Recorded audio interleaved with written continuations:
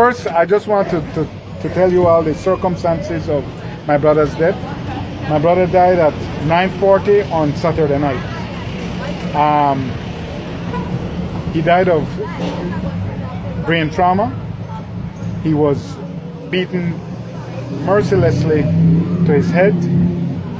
His face was crushed, and post-mortem this morning found that he died of blunt force trauma. Eventually, he had no injuries below the neck. It was all concentrated on his head, which was literally disassembled. He had been mauled, was the word that I had used, and the post-mortem was conducted today, and what happened is that eventually his brain could just not tell his organs to work anymore.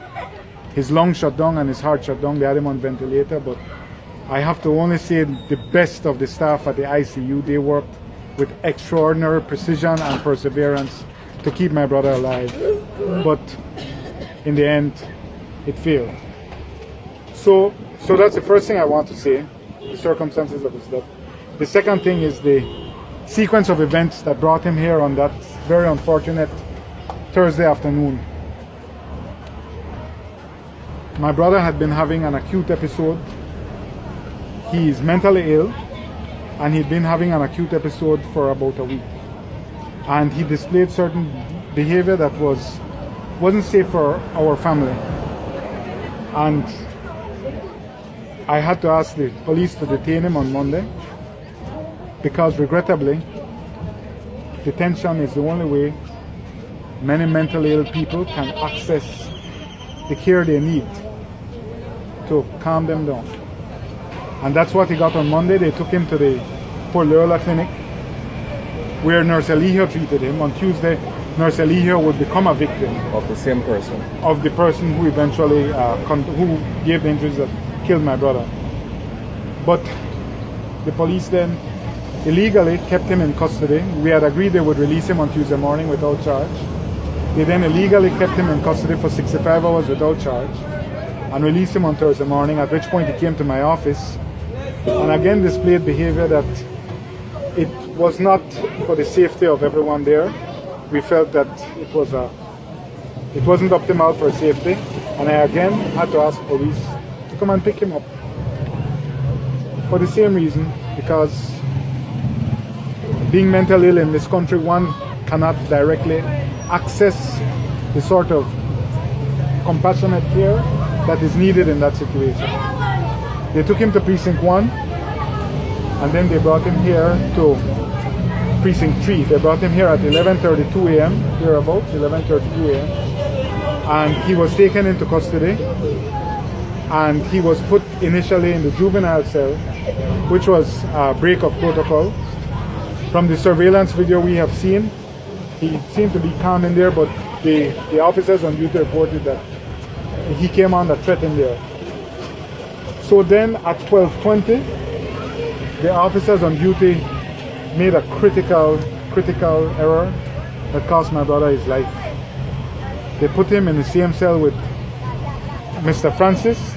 Colin Francis, who was awaiting charges for attempted murder of Nurse Eligio.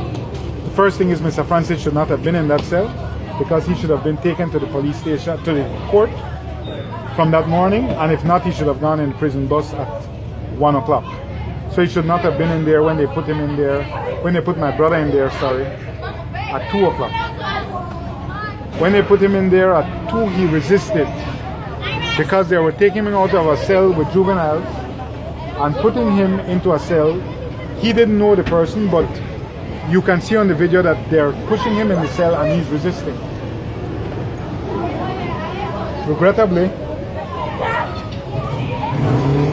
they put him in that cell, and shortly thereafter, we don't know the exact time frame because there's no camera in the cell, there's a camera in the corridor. The 28-year-old Mr. Francis, who seemed to be going through a psychotic episode, and I say that based on his actions with Nurse Eligio, mercilessly beat my brother, a 60-year-old man, very physically fit and strong man, but a man who had just come off of 65 hours of detention and a man who also had a very big gash on his head. We don't know how he got it. It may have happened in the custody of police, which has to also be investigated. And he was mercilessly beaten in that cell. A very large swath of blood. They then bungled serial errors. They moved with no urgency towards the cell where they had been notified that I just voiced it from in the cell, fight, fight, that kind of thing.